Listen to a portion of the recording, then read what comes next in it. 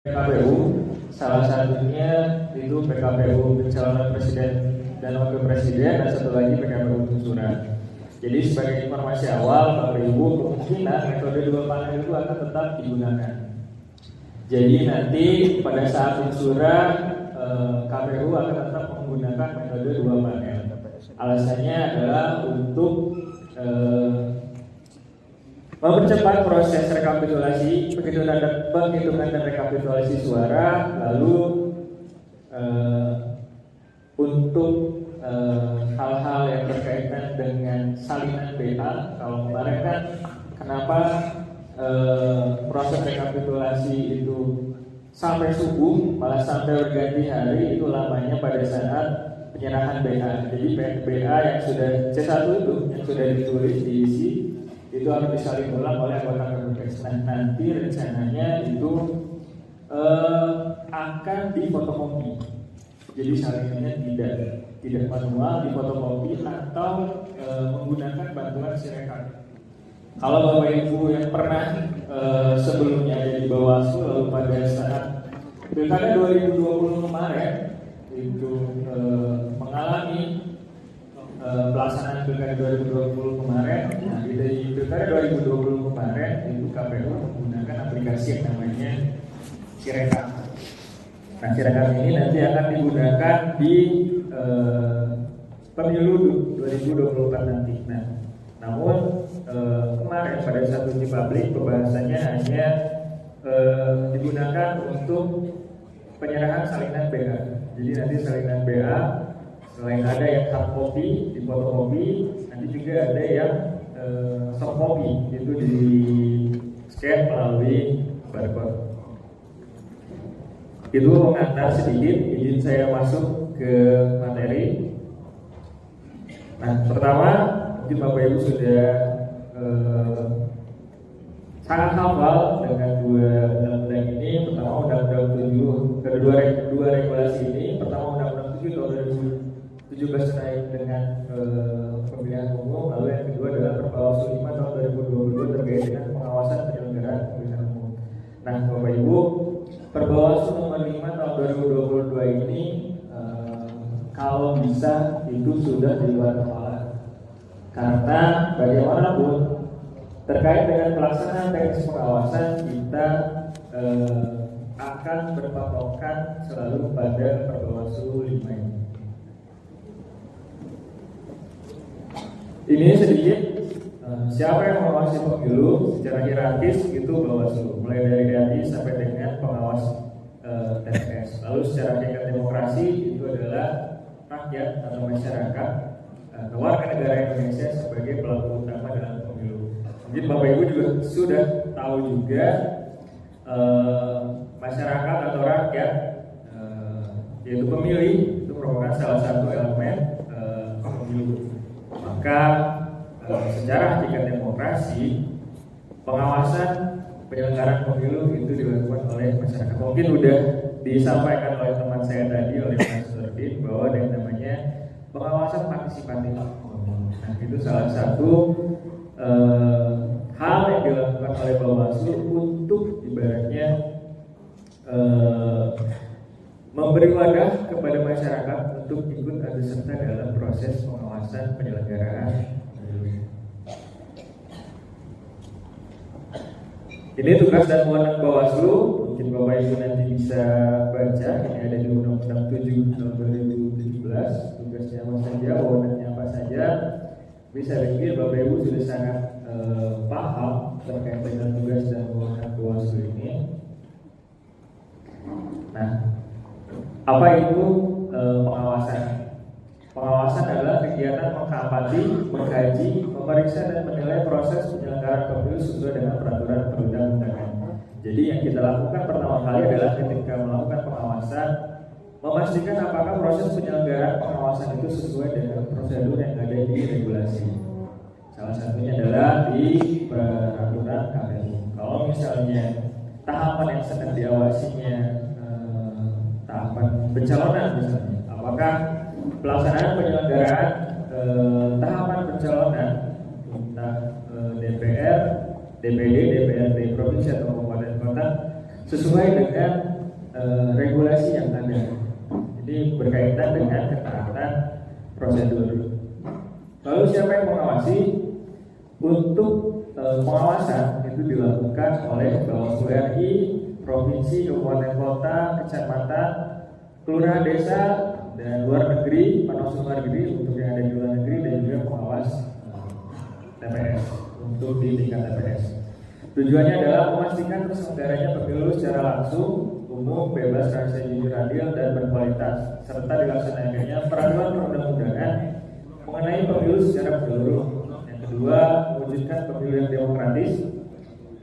Yang ketiga, meningkatkan integritas, kredibilitas penyelenggara, transparansi penyelenggaraan, dan akuntabilitas hasil pemilu.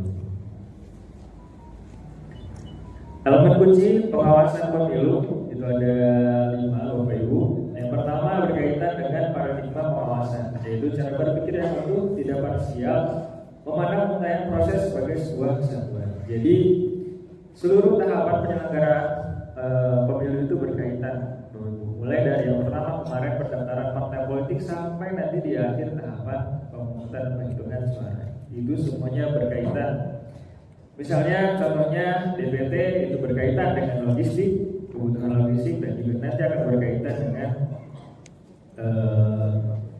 surat pada saat hari pemungutan suara. Jadi kita tidak bisa memisahkan antara tahapan A, tahapan B, tahapan C satu-satu. Tapi semua tahapan itu saling berkaitan, dan nanti di akhir ketika selesai hari pemungutan suara, lalu ada PHPU. Nanti yang dipermasalahkan itu tidak hanya tahapan pengsusuran saja. Nanti dari awal itu akan dipermasalahkan. DPT-nya bisa dipermasalahkan, pada saat kampanye bisa jadi dipermasalahkan, pada saat pengawasan logistiknya itu bisa jadi dipermasalahkan. Jadi semua tahapan itu berkaitan.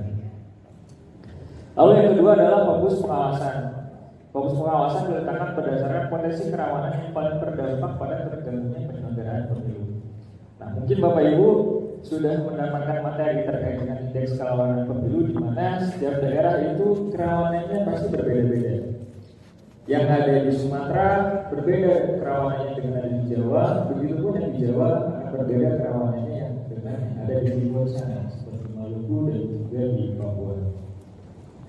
Jadi masing-masing Bawaslu provinsi atau kabupaten kota itu bisa menentukan potensi kerawanan apa saja yang ada di daerahnya, lalu menentukan fokus pengawasan apa yang bisa dilakukan. Misalnya nanti pada saat distribusi logistik, Bapak Ibu, di Jawa tentu kerawanannya akan berbeda dengan yang ada di timur atau yang ada di daerah kepulauan, terutama terkait dengan kondisi geografis. Nah, fokus pengawasannya pun pasti akan berbeda antara daerah yang dia kondisi geografisnya dataran tinggi, kebanyakan dataran tinggi, lalu dengan daerah yang kondisi geografisnya itu kebanyakan kepulauan. Nah, nanti fokus pengawasan ini bisa Bapak Ibu tuangkan dalam instrumen yang namanya kalender pengawasan. Lalu juga dalam metode pengawasan, penentuan metode pengawasan ini tentunya mempertimbangkan aspek kelembagaan, lokalitas wilayah, serta berbagai potensi kerawanan atau pelanggaran yang ada. Nah, nanti ketika fokus pengawasan itu sudah disusun, Bapak Ibu juga bisa menentukan metode pengawasan apa yang cocok yang digunakan untuk melakukan pengawasan berdasarkan fokus pengawasan yang sudah ditetapkan. Lalu yang berikutnya pelaporan hasil pengawasan. Nah, dalam pelaporan hasil pengawasan ini ada 4 hal, Bapak Ibu. Yang pertama itu adalah formulir pengawasan form A hasil pengawasan. Ini ada di lampiran PKPU 5 tahun 2022. Form A hasil pengawasan ini adalah formulir wajib yang harus diisi setiap Bapak Ibu selesai melakukan pengawasan. Karena form A hasil pengawasan ini akan menjadi satu-satunya barang, satu-satunya instrumen, satu-satunya dokumen yang diakui oleh MK ketika nanti ada PKPU. Walaupun nanti ada alat kerja yang kita sampaikan, walaupun ada instrumen lain yang akan kita sampaikan, tapi yang diakui oleh MK nanti adalah form A hasil pengawasan ini, karena dia menjadi bagian, menjadi lampiran dari Perbawaslu ke-5 tahun 2022. Nanti selain form A ini, kita juga setiap tahapan kita di Biro Pengawasan itu menurunkan alat kerja pengawasan. Nah, biasanya Bapak Ibu mohon izin, yang sudah itu rekan-rekan Bawaslu Kabupaten Kota, kecamatan sampai dengan kelurahan desa itu terfokus pada alat kerja, tidak terfokus pada hasil pengawasannya. Jadi alat kerjanya diisi, melakukan pengawasan, fokus yang diisi itu alat kerjanya, bukan pokoknya. Padahal yang kita inginkan adalah fokus yang diisi adalah pokoknya. Alat kerja ini adalah instrumen pendukung atau supporting data untuk hasil pengawasan. Meskipun ada keharusan untuk alat kerja ini dilaporkan biasanya secara periodik, itu biasa kita mintakan misalnya setiap minggu sekali atau 2 minggu sekali. Namun sekali lagi Bapak Ibu, saya tekankan bahwa yang paling penting itu adalah hasil pengawasan. Evaluasi kami Bapak Ibu di luar negeri pada saat proses penyusunan DPT kemarin, itu tidak ada satupun panwaslu luar negeri yang menyusun hasil pengawasan. Mereka terlalu fokus ke alat kerja yang kita sampaikan. Jadi setiap mereka melakukan pengawasan, mereka hanya membawa alat kerja, tidak menuangkan hasil pengawasannya kepada POA. Makanya kemarin kita kesulitan menyusun kebijakan apa yang harus diambil untuk pengawasan luar negeri, karena hampir semuanya tidak membuat hasil pengawasan. Amplop besar. Teman-teman di mana? Nah, setelah penetapan DPT kemarin, karena ini masih ada DPTB sampai nanti DPK, untuk setiap pelaksanaan pengawasan kami tekankan bahwa untuk dibuatkan hasil pengawasannya. Karena bagaimanapun nanti hasil pengawasan ini yang menjadi rujukan ketika ada misalnya dugaan penanganan pelanggaran atau penyelesaian sengketa, atau bahkan nanti ketika ada PKPU di MK. Lalu yang kedua, laporan periodik. Laporan periodik ini sebenarnya tidak sifatnya wajib Bapak Ibu. Namun laporan periodik ini biasanya nanti berisi rangkuman atau resume pengawasan yang telah dilakukan untuk masing-masing subtahapan. Jadi izin saya mencontohkan misalnya divisi P2H itu kan bertanggung jawab atas pengawasan penyusunan DPT dan nanti pengusuran. Nah, untuk DPT itu dia ada beberapa subtahapan, misalnya coklit, penyusunan DPS, DPS sampai dengan DPT. Nah, setiap subtahapan ini nanti itu biasanya kita mintakan laporan periodiknya. Misalnya kemarin setelah pelaksanaan coklit itu kita mintakan laporan periodiknya, walaupun tidak kita minta untuk dilaporkan ke RI, tapi kita mintakan untuk disusun. Lalu nanti di nomor 3, pada saat tahapan tersebut berakhir kemarin, pada saat DPT sudah ditetapkan, kita mintakan laporan berakhirnya tahapan. Jadi ketika kemarin DPT, Bapak Ibu yang sebelumnya pernah di P2H, yang sebelumnya pernah, yang sudah bergabung di Bawaslu lalu kembali bergabung lagi saat ini, itu kemarin kita mintakan laporan hasil pengawasan sampai dengan penetapan DPT. Begitupun nanti untuk tahapan yang akan berjalan ke depannya, misalnya kampanye, nanti akan tetap kita mintakan laporan periodik, mintakan susun laporan periodik setiap tahapan. Lalu pada saat berakhirnya tahapan kampanye akan kita mintakan laporan hasil pengawasan tahapan kampanye.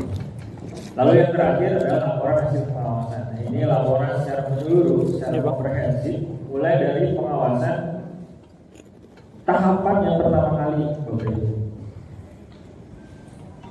Misalnya kemarin yang pertama kali itu proses pendaftaran partai politik. Jadi mulai dari tahapan pengawasan tahapan pendaftaran partai politik, sampai nanti untuk surat itu kita mintakan laporannya untuk secara menyeluruh untuk semua kabupaten kota dan provinsi se-Indonesia.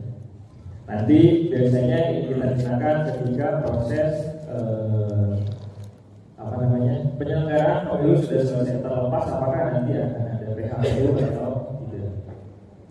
Lalu yang terakhir adalah partisipasi masyarakat, di mana Bawaslu membuka ruang partisipasi masyarakat untuk melakukan pengawasan. Jadi harapannya masyarakat secara sadar dan aktif terlibat untuk mengawal dan mengawasi jalannya proses pemilu. Nah, ini standar tata laksana pengawasan. Regulasinya ada Perbawaslu dan juga Undang-Undang 7. Perbawaslu mengatur terkait dengan hal teknis dalam melakukan pengawasan, sengketa, pola kerja organisasi pengawas pemilu berdasarkan undang-undang.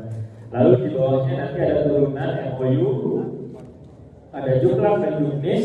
Nah, nanti berdasarkan tahapan untuk masing-masing tahapan yang kita turunkan alat kerja beserta dengan Juklak ini.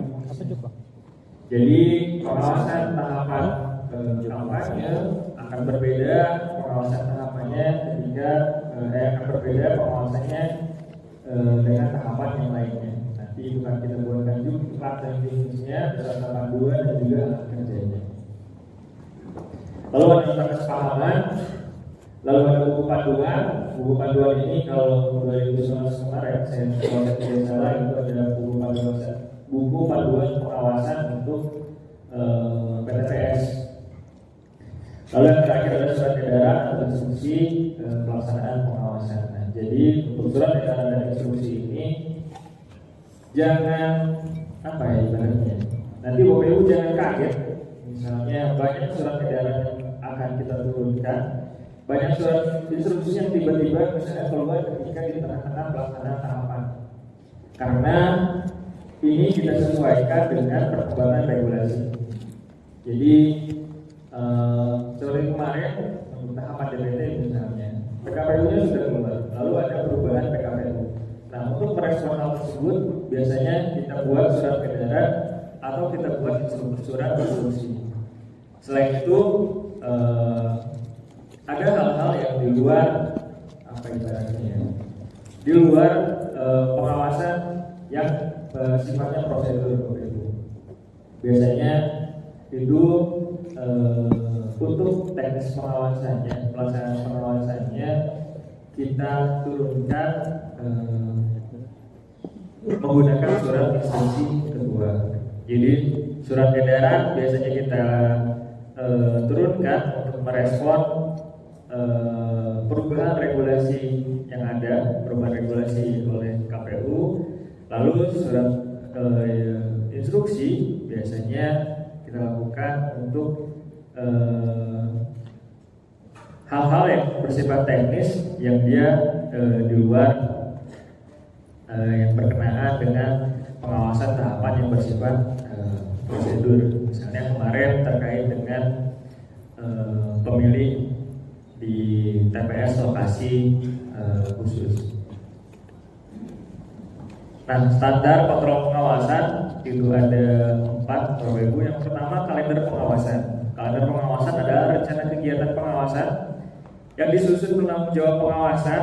Nah, tadi Bapak Ibu di divisi penanganan pelanggaran dan sengketa, berarti penanganan pelanggaran pengampu kampanye berarti ya, kalau saya tidak salah. Lalu penyelesaian sengketa itu pencalonan. Nah, sebagai informasi Bapak Ibu, nanti untuk pencalonan presiden itu pendaftarannya dimulai tanggal 10 Oktober 10 sampai dengan 16 Oktober kalau saya tidak salah. Lalu sebentar lagi juga kan akan ke DCT, itu pengampunya di divisi penyelesaian sengketa. Namun tetap kalau di pusat itu koordinasinya tetap ke kami di Biro Pengawasan. Kami yang berkoordinasi dengan biro yang ada di bawah divisi pengampu. Pak, boleh minta dibuka contoh kalender pengawasannya?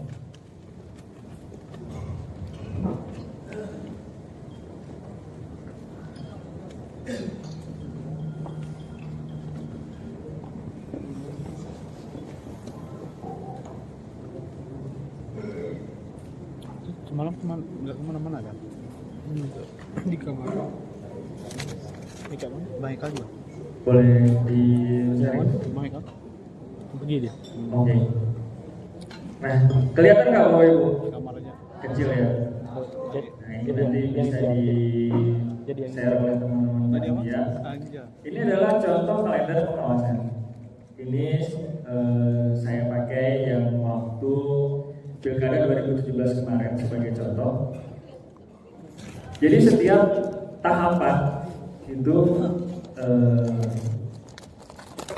baiknya disusun kalender pengawasan. Ini untuk memudahkan cara kita, cara berpikir kita dalam melakukan pengawasan. Jadi tidak keluar dari alur yang sudah kita tentukan sebelumnya. Misalnya, ini saya contohkan tahapan pemutahiran data penyusunan daftar pemilih. Dalam kolom subtahapan itu diisi dengan subtahapan yang ada dalam proses penyusunan daftar pemilih. Misalnya A, penyusunan daftar pemilih oleh KPU atau KIP kabupaten, kota dan penyampaian kepada PPS. Lalu yang B-nya pemutahiran data pemilih. Tahapannya, waktunya diisi dengan rentang waktu pelaksanaannya, itu mulai kapan sampai kapan tahapan itu dilaksanakan. Nah, untuk waktunya ini itu ada di PKPU tahapan. Jadi kalau sekarang tahapan itu dipecah di masing-masing jadwal tahapan itu dipecah di masing-masing PKPU-nya. Kalau dulu kan tahapan itu jadwal tahapan itu satu digabung semua dalam PKPU jadwal, tapi untuk sekarang jadwal tahapan itu dipecah di masing-masing PKPU tahapan. Lalu selanjutnya adalah menentukan titik rawan. Nah, titik rawan inilah yang tadi Bapak Ibu tentukan sendiri berdasarkan potensi kerawanan yang bisa diambil berdasarkan IKP misalnya, atau ada titik rawan lain yang tidak tercantum dalam IKP, ternyata itu rawan di daerah Bapak Ibu. Saya contohkan, misalnya titik rawannya berdasarkan subtahapan yang tadi adalah data pemilih tidak mencantumkan nomor NIK dan nomor KK. Lalu yang kedua, data pemilih tercatat lebih dari satu kali untuk pemilih ganda. Penduduk pemilih potensial itu tidak tercatat dalam data pemilih. Ini pemilih pemula tidak terdaftar. Ini potensi-potensi rawannya. Lalu data pemilih memiliki umur yang tidak wajar. Misalnya kemarin ketika kita melakukan pencermatan DPT yang sudah ditetapkan oleh KPU, berdasarkan perhitungan tanggal lahir itu kita menemukan orang yang sudah berumur 127 tahun. Ada yang ditemukan 135 tahun. Memang mungkin saja ada orang yang membuat sampai segitu, namun itu kami anggap tidak wajar dan harus dikonfirmasi kebenarannya. Lalu berikutnya adanya data pemilih yang berumur kurang dari 17 tahun dan belum pernah menikah tapi masuk dalam data pemilih. Nah, untuk titik rawan ini bisa diisi berdasarkan potensi kerawanan yang ada di daerah Bapak Ibu masing-masing, atau berdasarkan identifikasi Bapak Ibu atas pelaksanaan penyelenggaraan tahapan yang sedang berlangsung. Lalu setelah menentukan titik rawan, berikutnya adalah menentukan fokus pengawasannya. Jadi terhadap titik rawan tadi, fokus pengawasan apa yang harus dilakukan? Misalnya yang pertama, validitas data pemilih pilkada kabupaten atau kota. Ini jadi fokus pengawasan. Jadi nanti fokus pengawasannya berfokus pada validitas data. Lalu kedua, kepatuhan KPU dalam melaksanakan pengumuman data pemilih sesuai dengan jadwal. Berarti validitas. Lalu yang kedua, pengumuman jadwal pengumuman DPT. Lalu yang ketiga, kelengkapan dan kebenaran atas data pemilih sesuai dengan peraturan perundang-undangan. Ini terkait dengan akurasi datanya. Jadi fokus pengawasannya ada 3. Nah, pelaksanaan pengawasannya itu didasarkan kepada fokus pengawasan yang sudah ditentukan. Ini supaya pelaksanaan pengawasannya tidak keluar dari apa yang sudah ditentukan sebelumnya. Jadi pengawasan itu ada 3 pemikiran atau 3 ide. Pertama itu hulu atau ide atau pemikiran terkait dengan validitas data. Apa pemikirannya atau idenya? Validitas data pemilih diragukan. Lalu di tengahnya atau aktualisasi idenya itu apa yang harus dilakukan? Misalnya evaluasi atau pengujian hasil pengawasan setiap tahapan. Lalu yang kedua, pengawasan layar melalui masukan dan rekomendasi pengawasan atas perbaikan dan pelaksanaan tahapan pemutahiran data dan data pemilih kepada KPU. Lalu yang di akhir atau pelaksanaannya itu melakukan pengawasan atas pelaksanaan pemutahiran data dan data pemilih. Nah, ini kalender pengawasan ini gunanya untuk memudahkan Bapak Ibu dalam melakukan pengawasan dan tidak keluar dari track yang sudah ada. Karena untuk setiap tahapan itu kita letakkan Bapak Ibu untuk menyusun kalender pengawasan tahapan. Jadi nanti ketika misalnya ada hal-hal yang di luar pelaksanaan pengawasannya, kok ini tidak diawasi, kok ini ada tahapannya yang tidak diawasi. Nah, itu nanti kita lihat di kalender pengawasannya, apakah itu sudah jadi titik rawan atau itu sudah jadi fokus pengawasannya atau tidak. Lalu keterangan itu diisi untuk hal-hal yang di luar titik rawan fokus sistem pengawasan. Misalnya pada saat pemutahiran itu belum terbentuk Panwascam atau PPL atau PKD, itu apa yang harus dilakukan. Balik lagi ke slide. Lalu berikutnya adalah yang namanya jurnal pengawasan. Nah, jurnal pengawasan ini adalah laporan periodik tadi. Ini tidak ada formatnya, jadi Bapak Ibu bisa menyusun atau membuat format sendiri terkait dengan laporan periodik ini. Yang pasti nanti di setiap akhir tahapan itu kita akan menggunakan laporan hasil pengawasan. Lalu berikutnya ada on the week report. On the week report ini sebelumnya pernah kita terapkan pada saat Pilkada 2015-17, di mana di setiap minggunya kita menyampaikan beberapa pertanyaan yang berbeda-beda kepada Bapak Ibu semua untuk memantau proses pengawasan atau proses penyelenggaraan tahapan yang ada di daerah. Namun pada 2019 kemarin, karena dia bersinggungan antara Pilkada 2018 dan pemilu 2019, on the week report ini kita hilangkan. Nah, ini nantinya akan coba kita hidupkan kembali, terutama untuk di pengawasan tahapan kampanye. Jadi setiap minggu kita akan menyampaikan beberapa pertanyaan untuk memonitoring pelaksanaan penyelenggaraan kampanye di daerah, kabupaten kota. Begitupun hasil pengawasannya. Jadi apa yang dilakukan, apakah ada potensi pelanggaran yang terjadi atau malah ada pelanggaran yang terjadi di daerah pada saat pelaksanaan pengawasan. Lalu yang berikutnya ini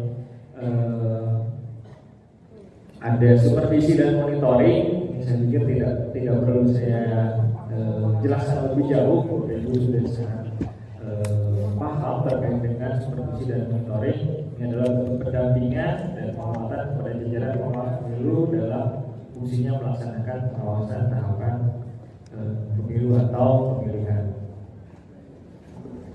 Nah, ini Bapak Ibu sedikit gambaran terkait monitoring report. Kalau misalnya nanti kebijakan ini disetujui, ini akan kita turunkan ke bawah. Jadi dia bentuknya hanya pertanyaan, biasanya 5-10 pertanyaan paling banyak. itu akan kita sampaikan di setiap awal minggu di hari Senin. Jadi hari Senin merupakan hari untuk menyampaikan update pertanyaan seputar pengawasan pelaksanaan tahapan. Misalnya nanti kampanye jadi dimulai di tanggal 27 November. Anggaplah 27 November itu hari Minggu. Nah, tanggal 28-nya kita akan sampaikan pertanyaan-pertanyaan. Lalu hari Selasa sampai dengan hari Kamis itu adalah Bapak Ibu melakukan pengawasan sesuai tadi, dan juga ditambah menjawab pertanyaan-pertanyaan yang kami sampaikan dalam monthly report. Lalu pada hari Jumat dan Sabtu itu penyampaian jawaban dari pertanyaan ini secara berjenjang dari TKD ke Panwasca, lalu kabupaten kota, lalu ke provinsi, lalu biasanya provinsi itu menyampaikan ke kami di hari itu pada hari Sabtu. Nah, pada hari Minggunya kami di hari itu melakukan pengolahan dan analisis data hasil pengawasannya. Jika misalnya memungkinkan ini hasil pengawasannya untuk dilakukan rilis oleh pimpinan, maka akan dirilis pada hari Seninnya. Jadi Senin, hari Minggu pengolahan data dan analisis hasil pengawasan. Lalu kalau pimpinan setuju untuk dirilis atau dikonferensi perskan, hari Senin pagi itu dilakukan konferensi pers. Lalu berlanjut lagi Seninnya kita sampaikan lagi pertanyaan yang berbeda dengan pertanyaan sebelumnya. Jadi nanti mungkin akan ada rilis 7 hari pertama pengawasan kampanye, 7 hari kedua pengawasan kampanye, 7 hari ketiga pengawasan kampanye, sampai dengan hari terakhir pengawasan kampanye. Jika kebijakan ini nanti disetujui. Lalu strategi pengawasan ada pengawasan melekat, melibatkan mitra, koordinasi penyelenggara, pengawasan melalui sistem, dan terakhir pengawasan melalui dokumen. Jadi pengawasan itu sejatinya hanya ada dua, pengawasan langsung dan pengawasan tidak langsung. Pengawasan langsung itu misalnya pengawasan melekat, itu datang langsung mengawasi proses penyelenggaraan pengawasan yang dilakukan oleh KPU, misalnya pengawasan kemarin verifikasi berkas pendaftaran caleg misalnya. Nah, itu pengawasan langsung. Lalu pengawasan tidak langsung itu seperti apa? Misalnya melalui media sosial. Nah, nanti hasil pengawasan pun akan berbeda. Melalui pengawasan langsung ini, jika ditemukan dugaan pelanggaran, itu bisa dijadikan temuan. Kalau melalui pengawasan langsung. Tapi kalau melalui pengawasan tidak langsung, itu yang sudah dijadikan informasi awal. Informasi awal inilah yang nanti bisa dilakukan penelusuran, karena dia masih berada di ranah pengawasan. Berbeda nanti ketika sudah masuk ranah penanganan pelanggaran, itu dilakukan investigasi. Saya tidak tahu apakah sudah disampaikan materi terkait dengan investigasi oleh teman-teman Biro Penanganan Pelanggaran. Cuma kemarin konsepnya seperti itu, Bapak Ibu. Ketika dia masih berada di ranah pengawasan, itu yang dilakukan adalah penelusuran. Tapi ketika sudah masuk dalam ranah penanganan pelanggaran, itu yang dilakukan adalah investigasi. Ini sedikit kerawanan pada masing-masing tahapan. Ini kita sudut kerawanan yang sifatnya umum, Bapak Ibu. Mungkin di beberapa daerah ada yang berbeda, atau ada juga yang sama, atau ya sudah, ini juga sama, gitu. Tidak ada bedanya. Ini sifatnya umum. Kita coba susun potensi kerawanannya. Untuk DPT itu adalah berkaitan dengan data yang tidak komprehensif, akurat dan mutakhir. Lalu yang berkaitan dengan pencermatan daftar pemilih. Lalu yang berkaitan dengan pemilih ganda, pemilih meninggal dunia, pemilih tidak dikenal, pemilih tidak domisili yang berkenaan dengan akurasi daftar pemilih. Lalu pemilih invalid, ini NIK sama, NKK sama, jenis kelamin tertukar. atau ada NIK sama, NKK-nya sama, NIK-nya sama, nama sama, namun status bukannya berbeda. Lalu yang kelima adalah warga negara asing terdaftar dalam DPT. Ini case kalau saya tidak salah di Kota Depok kemarin pada dekade terakhir itu ada beberapa warga negara asing yang dia punya IKTP. Nah, setelah kita klarifikasi ke Dukcapil, kalau tidak salah waktu itu memang untuk warga negara asing itu ada yang diberikan KTP. Namun yang jadi permasalahan adalah mereka ada yang masuk dalam DPT. Ini juga jadi kerawanan. Mungkin ada juga di daerah lain, hanya kemarin mungkin tidak tercapture di kita. Lalu pelaksanaan kampanye, potensi rawannya kampanye tanpa STTP, tanda terima pemberitahuan dari kepolisian setempat, memasang alat peraga kampanye atau bahan kampanye di luar ketentuan, melibatkan pihak yang dilarang dalam kegiatan kampanye, politik uang, barang jasa, netralitas ASN, lalu kampanye hitam dan negatif. Nah, sedikit informasi juga mungkin Bapak Ibu sudah baca bahwa kampanye di tempat pendidikan dan ibadah itu diperbolehkan sepanjang ada surat izinnya. Kemarin berdasarkan publik itu sangat disambut baik oleh peserta pemilu. Mereka sangat senang bisa kampanye di tempat ibadah dan tempat pendidikan, namun harus ada izin dari penanggung jawab tempat pendidikan tersebut. Nah, kemarin yang jadi pertanyaan adalah misalnya di perguruan tinggi atau di kampus itu ada lapangan dan ada auditorium atau ballroom. Nah, yang mana yang boleh dipakai dan mana yang boleh tidak? Yang mana yang boleh dipakai, mana yang tidak boleh dipakai?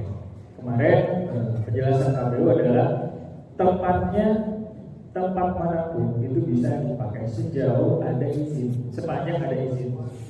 Nah, jadi kemarin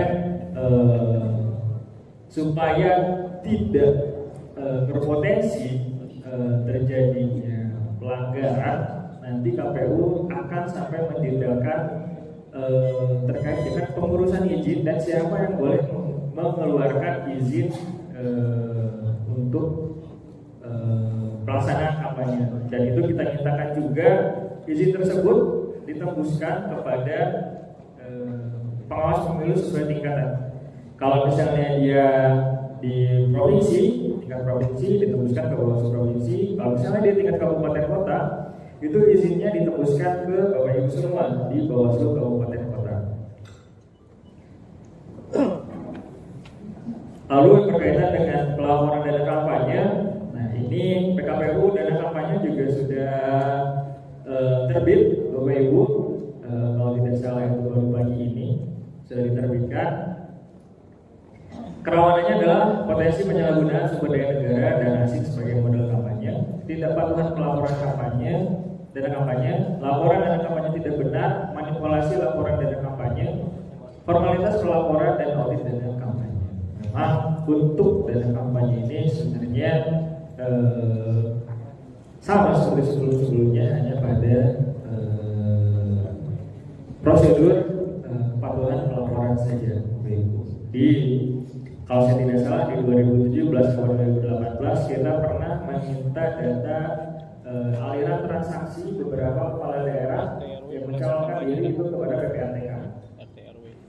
Kita diberikan data transaksi keuangan pada saat pelaksanaan kampanye oleh beberapa transaksi keuangan beberapa calon kepala daerah. Sekarang RT RW boleh berkampanye kan? Boleh kan sekarang? Karena belum. Oh sekarang. Dan tidak boleh digunakan sebagai bahasa orang awam, Udah kita tahu boleh berkampanye dah gitu kan? Bahasa orang awamnya. Tapi kalau bahasa kitanya. Dan yang boleh dibaca pada saat itu hanya gimana bang? Boleh. Karena perangkat desa cuma sampai. Jadi untuk dalam kampanye ini Apa? Advokatus. Akan sama, hanya berkaitan dengan prosedur kepatuhan pelaporannya saja. Perangkat desa nih. Lalu berikutnya terkait dengan Perangkat desa logistik, tingkat proses paling bawah pendanaan pengadaan logistik tidak akurat, kerusakan RT logistik, RW nggak boleh. keamanan gudang tempat penyimpanan Ini logistik, normatif hukum ya. surat-surat terbuka dalam proses Jadi kita distribusi, bisa lalu yang menyasar kedua ke surat etika. logistik di TPS. Nah ini yang sering terjadi Etika adalah surat-surat pejabat kan terbuka sebenarnya tidak dan pengurangan logistik pihak di tidak condong TPS. salah satu. Malah di 2019 kemarin di Malaysia itu Berikan pada saat pemahaman kayak penanganan gitu. logistik, Kalau mobil secara logistiknya hukum ya terbakar. mungkin nggak masuk.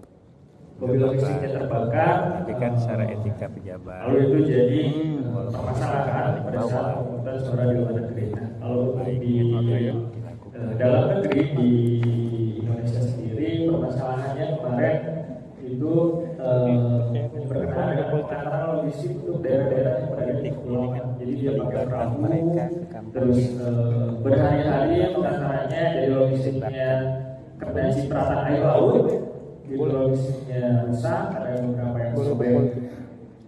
Itu permasalahan terkait dengan sedikit permasalahan terkait dengan logistik dan distribusi.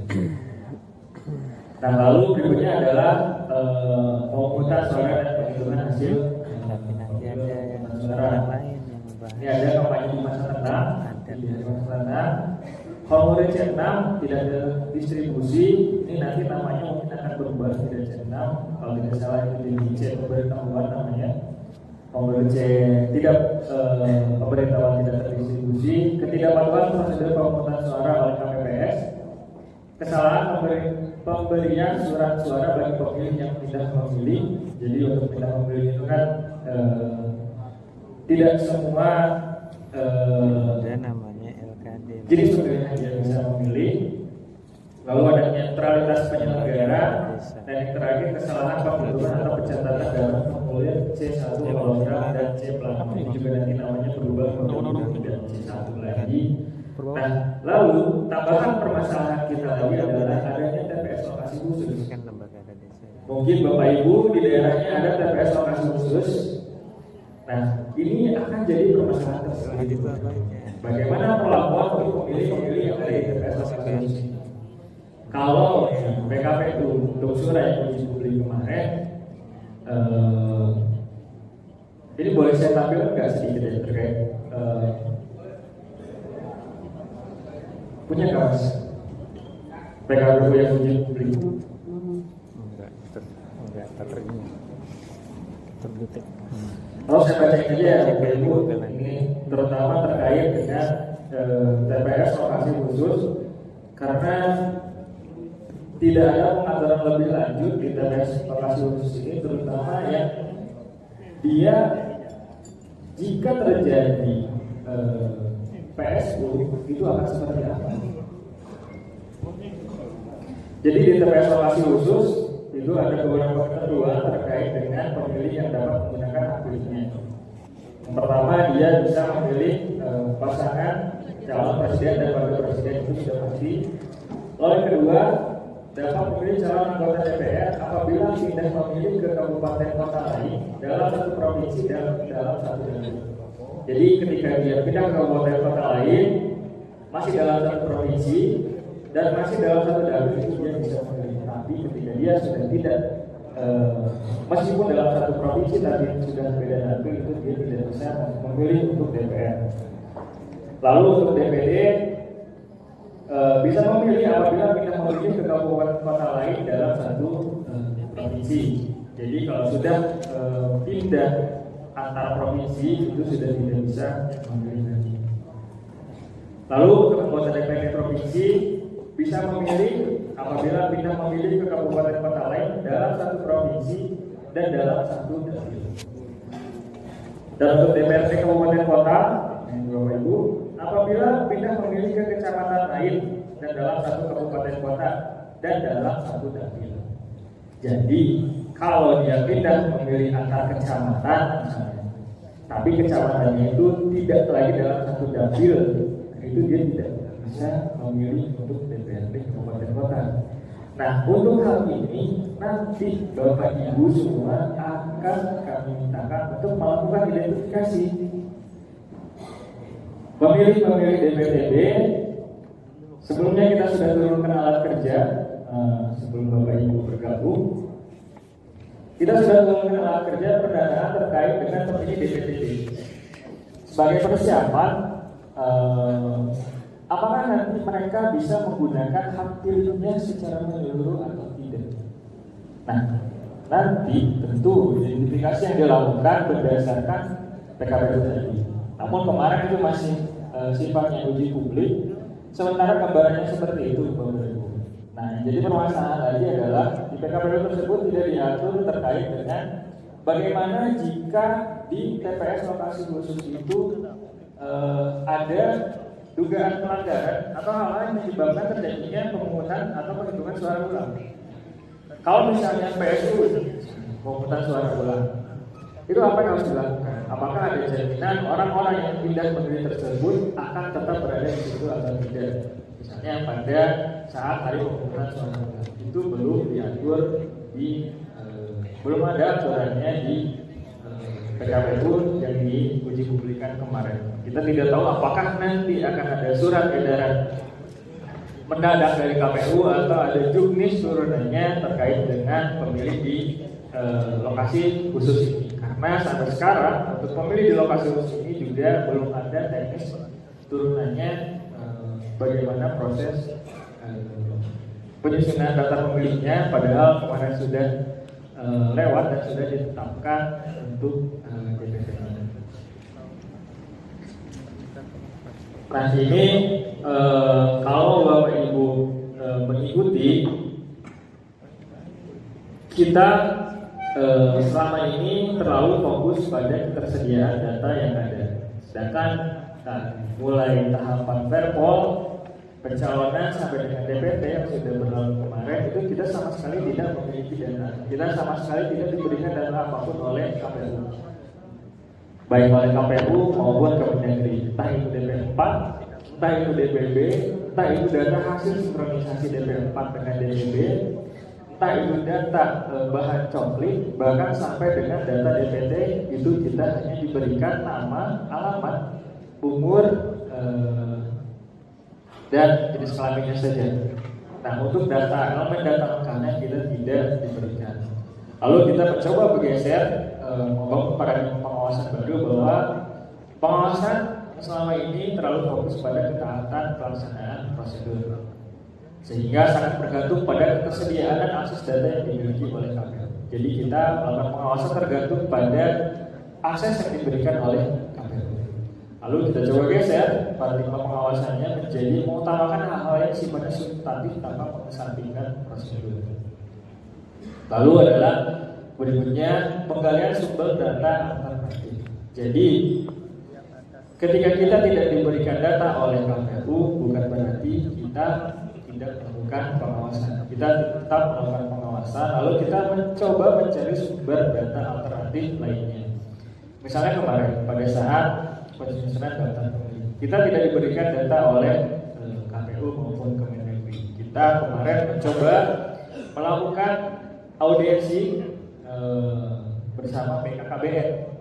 Mungkin Bapak Ibu bingung ngapain bahwa bersama BKKBN. Jadi BKKBN itu punya basis data keluarga sejahtera. Nah, itu kita mintakan data keluarga sejahtera di setiap daerah sampai dengan desa. Memang sampai saat ini hanya beberapa yang sudah diberikan, namun itu cukup membantu kita dalam mengidentifikasi pemilih yang sudah meninggal dunia dan pemilih yang sudah pindah domisili. Mungkin itu sedikit gambaran terkait dengan paradigma pengawasan yang coba kita bangun ketika kita kesulitan dalam memperoleh data. Nah, lalu yang berikutnya dan yang terakhir Bapak Ibu yang sangat penting, itu ada pola hasil pengawasan dan cara perbaikan. Pasal 18 ayat 1 Perbawaslu 5 tahun 2022 dalam melakukan pengawasan setiap tahapan pemilu, pengawas pemilu wajib menuangkan setiap kegiatan pengawasan dalam formulir model hasil pengawasan. Pas boleh dibuka contoh formanya.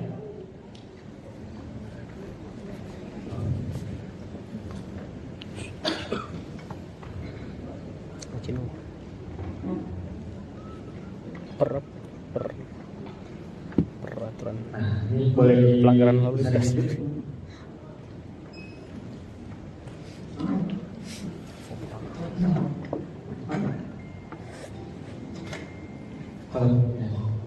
Atau enggak ini ya terlalu kecil ya Bapak Ibu, nanti ini boleh tolong di share sama teman panitia ke Bapak Ibu Kabupaten Kota. Ini adalah forma hasil pengawasan yang ada di lampiran PKPU 5 tahun 2022. Ini adalah senjata utama, alat utama ketika Bapak Ibu melakukan pengawasan. Jadi setelah melakukan pengawasan, apa yang Bapak Ibu amati, apa yang Bapak Ibu rasakan, apa yang Bapak Ibu alami, semuanya dituangkan di sini. Apapun dituangkan di sini semuanya. Hasil pengawasannya, misalnya ketika Bapak Ibu melihat ketika pengawasan contohnya permit berkas caleg misalnya, terus Bapak Ibu melihat ada anggota KPU yang dia tiba-tiba menyerahkan berkas di luar, menyampaikan berkas di luar berkas yang diperiksa, itu dicatat saja, semuanya dicatat. Karena ketika ada permasalahan nantinya akan mengacu semua ke forma hasil pengawasan ini, Bapak Ibu.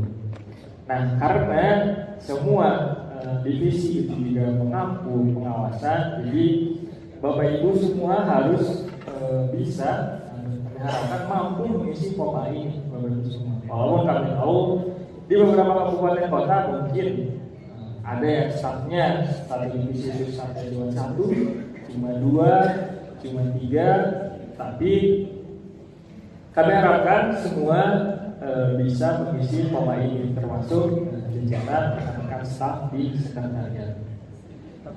Yang pertama di atas itu ada judul forma laporan hasil pengawasan. Lalu di bawahnya ada nomor. Ini contoh nomornya 002 garing LHP. LHP itu laporan hasil pengawasan.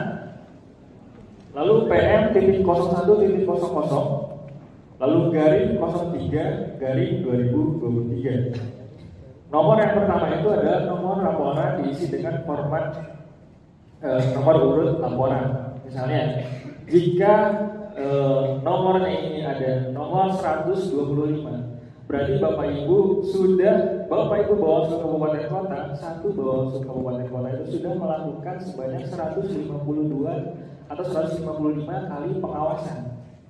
Terlepas itu dari divisi manapun. Jadi nanti bisa berkelanjutan Bapak Ibu, supaya tidak membingungkan antar divisinya. Lalu LHP ini format bakunya laporan hasil pengawasan. Lalu berikutnya PM titik 01.00. Nah, kode PM titik 01.00 ini diambil dari Perbawaslu 11 tahun 2020 tentang klasifikasi arsip.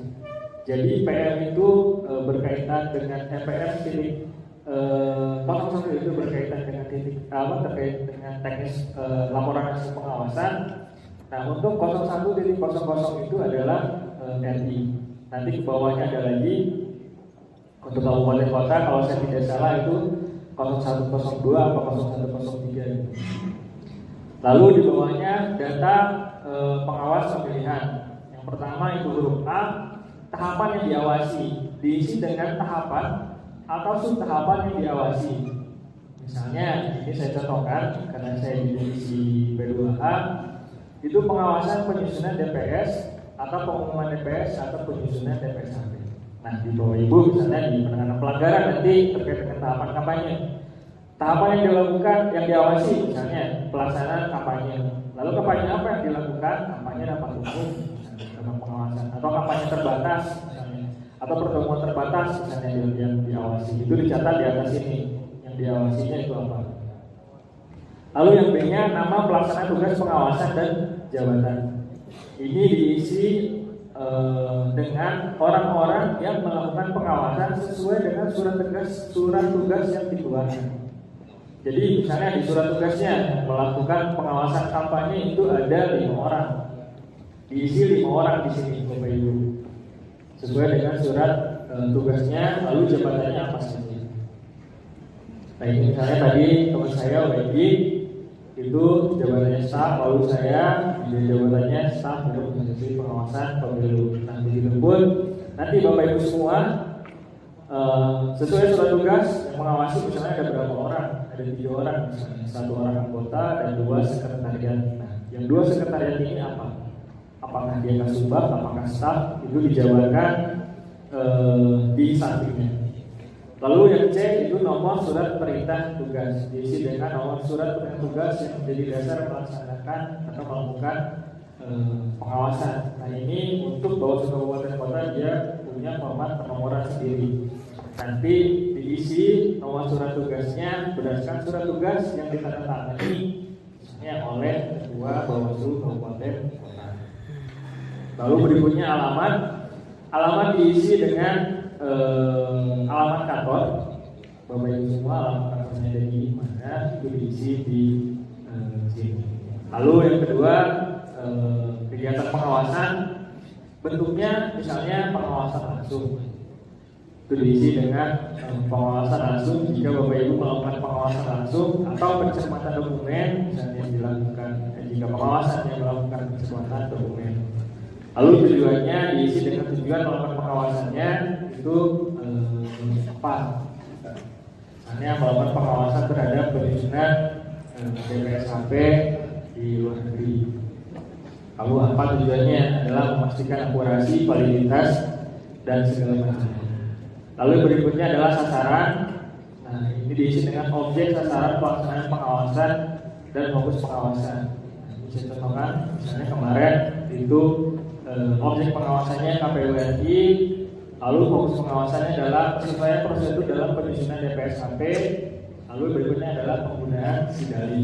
Itu yang menjadi fokus pengawasan. Waktu dan tempat diisi dengan waktu dan tempat pelaksanaan pengawasan. Nah, yang perlu Bapak Ibu ingat dan Bapak Ibu perhatikan terkait dengan waktu dan tempat ini, itu harus diisi detail sampai dengan jamnya. Bapak Ibu melakukan pengawasan dari jam berapa sampai jam berapa.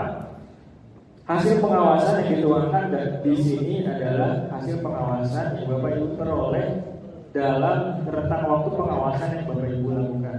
Misalnya Bapak Ibu melakukan pengawasan dari jam 10 sampai jam setengah 12. Nah, hanya kejadian yang terjadi di pukul 10 sampai pukul setengah 12 itu saja yang dituangkan. Karena akan ada kemungkinan ketika Bapak Ibu selesai melakukan pengawasan lalu ada kejadian. Nah, itu tentu tidak masuk dalam laporan hasil pengawasan. Nantinya juga itu tidak bisa masuk jadi temuan kalau dia dugaan pelanggaran. Lalu yang ketiga berikutnya adalah uraian singkat hasil pengawasan, diisi dengan uraian narasi hasil pengawasan berdasarkan hasil pengamatan yang dilakukan pada saat melakukan pengawasan. Narasi dapat ditambahkan dengan dokumentasi foto atau video. Jadi sudah narasi bisa Ibu tambahkan semua foto atau video pelaksanaan pengawasannya. Videonya bisa dicantumkan linknya saja. Videonya bisa diunggah di Google Drive, lalu linknya ditempel disampaikan di sini. Namun untuk foto itu bisa langsung dicantumkan di formal hasil pengawasan sebagai tambahan dukungan penguatan terhadap hasil pengawasan atau kegiatan pengawasan yang Bapak Ibu semua lakukan. Lalu berikutnya adalah informasi dugaan pelanggaran. Ini diisi dengan deskripsi dugaan pelanggaran yang terjadi pada saat melakukan pengawasan. Jadi, misalnya tadi pengawasannya dari jam 10 sampai jam setengah 12. Lalu ada dugaan pelanggaran, misalnya entah itu KPU-nya yang melakukan dugaan pelanggaran atau peserta pemilunya yang melakukan dugaan pelanggaran. Nah itu diisi di bagian ini informasi dugaan pelanggaran itu yang berisikan detail terkait dengan peristiwanya apa, tempat kejadian di mana, waktu kejadiannya kapan, pelakunya siapa, saksi-saksinya siapa, bukti-buktinya apa saja. Lalu uraian singkat dugaan pelanggaran serta analisis dugaan pelanggaran apakah masuk dugaan pelanggaran administratif, pidana atau kode etik. Ini hanya analisis singkat saja. Misalnya anggota KPU ini pada saat melakukan pengawasan diduga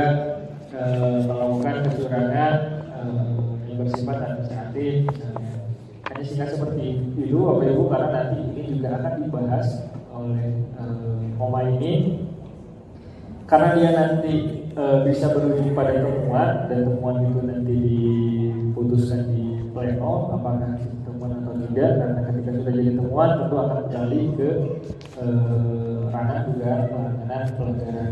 Jadi di Oma ini kalau bisa dites detail mungkin itu akan sangat baik Bapak Ibu. Namun tidak tapi usahakan sangat detail hasil pengawasan yang dituangkan dalam OMA hasil pengawasan ini, karena ini nanti akan menjadi dokumen atau menjadi barang rujukan pada saat penanganan dugaan pelanggaran maupun penyelesaian sengketa. Malah Bapak Ibu kemarin itu kalau tidak salah ada gugatan sengketa informasi ke Bawaslu kalau tidak salah. Nah, hasil pengawasan ini jadi salah satu rujukannya juga pada saat sengketa informasi tersebut. Boleh lagi? Nah, nanti diisi di sini semua. Next, bawah. Nah, yang terakhir itu tanda tangan pelaksana tugas. Nah, ini berapa orang yang melakukan pengawasan? Kalau kami di RI, misalnya dalam surat tugas itu ada pimpinan, deputi, kepala biro, semuanya sampai dengan staf itu kami cantumkan semua namanya di sini dan mereka memberikan tanda tangan semuanya di sini, Bapak Ibu. Jadi siapa yang melakukan pengawasan, semuanya dia menandatangani hasil pengawasan ini. Mungkin itu bisa dilakukan juga oleh Bapak Ibu di kabupaten kota. Lalu boleh balik lagi ke slide. Yang terakhir terkait dengan saran perbaikan. Jadi dalam pasal 18 ayat 2-nya, dalam hal hasil pengawasan terdapat dugaan pelanggaran, pengawas pemilu melakukan saran perbaikan jika terdapat kesalahan administratif atau pencatatan sebagai temuan dugaan pelanggaran. Nah, sebagai informasi saja, kita sudah banyak menyampaikan saran perbaikan kepada KPU mulai dari tahap pendaftaran partai politik. Dulu mungkin Bapak Ibu pernah dengar yang namanya pencatutan nama oleh anggota oleh partai politik peserta pemilu untuk menjadi anggota partai politiknya. Itu banyak yang melapor ke KPU, ke Bawaslu mengadukan. Itu kita sampaikan saran perbaikannya kepada KPU agar nama-nama tersebut dihapus dalam daftar keanggotaan partai politik. Karena waktu itu juga banyak yang mengeluhkan, saya mau mencalonkan sebagai Panwascam, saya mencalonkan sebagai PPK, namun namanya dicatut oleh partai politik. Jadi ada ketakutan mereka tidak lolos. Jadi waktu itu kita sampaikan saran perbaikan kepada KPU. Boleh contoh surat?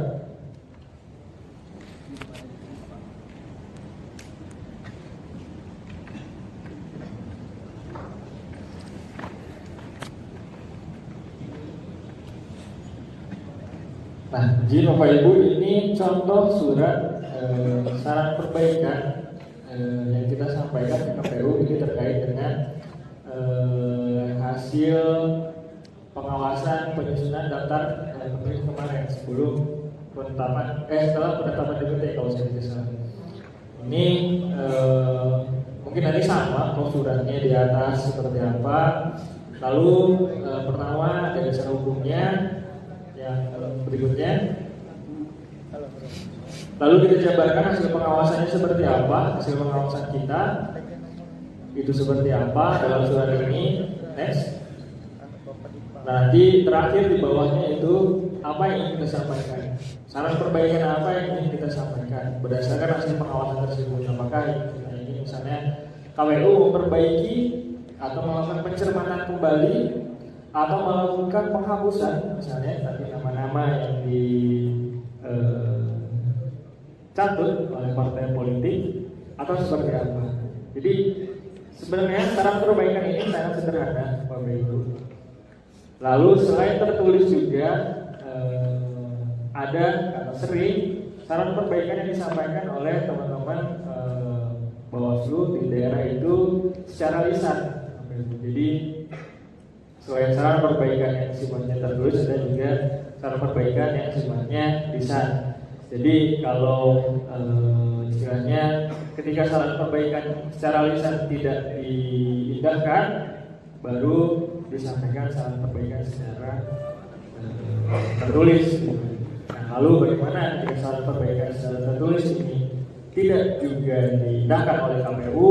Nah, mungkin nanti Bapak Ibu terkait dengan hal itu bisa berkonsultasi dengan Bapak Ibu pimpinan di Bawaslu Provinsi, atau bersama Bapak Ibu Bawaslu Provinsi berkonsultasi dengan pimpinan di Jakarta di Bawaslu. Mungkin itu saja Bapak Ibu kurang lebih yang dapat saya sampaikan. Saya sangat berharap kita bisa berdiskusi, walaupun masih lama kan? Berapa? Kira 15 menit bisa Setengah jam ya? Mungkin dispesifikkan ke pengisian koma aja ya diskusinya. Boleh isi koma, atau boleh ada hal yang lain yang ditanyakan terkait dengan pengawasan. Bapak Ibu saya terbuka, termasuk jika ada saran-saran Bapak Ibu semua terkait dengan penggunaan teknis pengawasan yang harus dilakukan oleh Bawaslu RI, terutama di Biro Pengawasan. Saya kembalikan. Ada yang Siap, langsung saja. 1 depan, 2 belakang, 3 belakang yang pakai kacamata. Ya, nomor berapa Pak? 190. Apa dulu silakan. Baik, terima kasih. Assalamualaikum warahmatullahi wabarakatuh. Waalaikumsalam. Nama saya Munawir, saya berasal dari Aceh. Nomor 15. Mungkin ini adalah pertanyaan pertama saya yang dari kemarin ini saya diskusi dokter karena ada kesempatan karena memang kami jauh dari ini ya. Jadi mungkin bisa kami apa namanya permasalahan yang jika kami tidak dapat bertanya, kita dikasih sama orang-orang yang ini lanjut saja. Mungkin ini adalah sebagai apa namanya cerita yang kami dapatkan di Aceh di warung kopi. Pernah terjadi bahwasanya beberapa hari yang lalu ya itu ada gubernur dan juga wali kota mengajukan salah satu. Bahkan mereka itu secara apa namanya legalitas memang belum mendaftar sebagai calon. Tetapi kita di sini sudah melihat bahwasanya potensi bersama itu ada. Dan di sini banyak terjadi sebenarnya seperti itu Mas.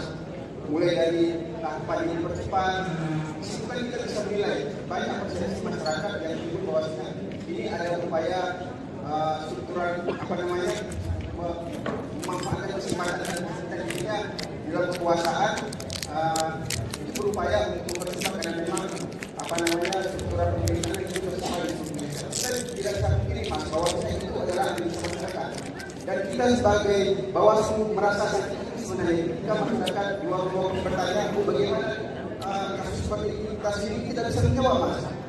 Sebenarnya saya ingin bertanya kepada komisioner sebenarnya Mas. Komisioner karena memang Mas ada di sini tapi tidak apa-apa lah. Saya hanya meminta tanggapan daripada Mas saja. Bagaimana Mas menilai permasalahan seperti ini? Ada 2 kasus tadi. Yang pertamanya percepatan pemilihan, yang keduanya ada daripada gubernur dan juga wali kota memilihkan salah satu calon meskipun mereka itu belum terdaftar di KPU. Terima kasih. Itu saja. Terima kasih Pak Munawir dari Aceh. Selanjutnya nomor 190.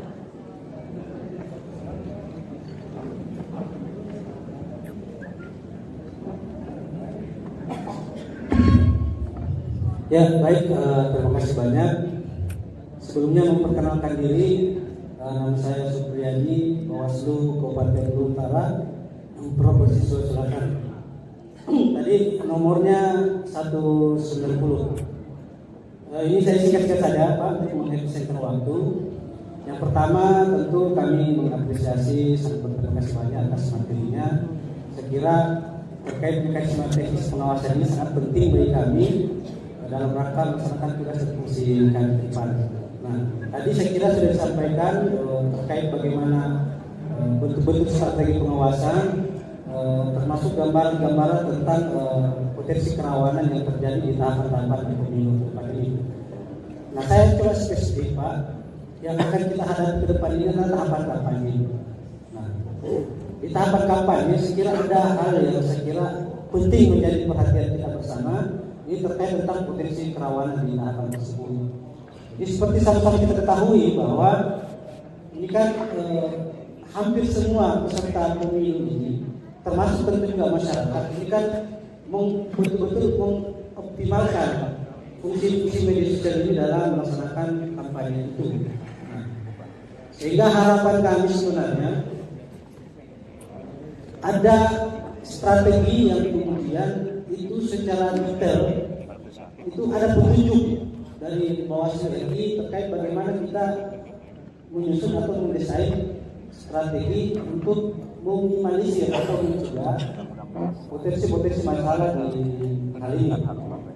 Karena bagaimanapun orang terkadang tidak beretika pada saat menggunakan media sosial dan sebagainya.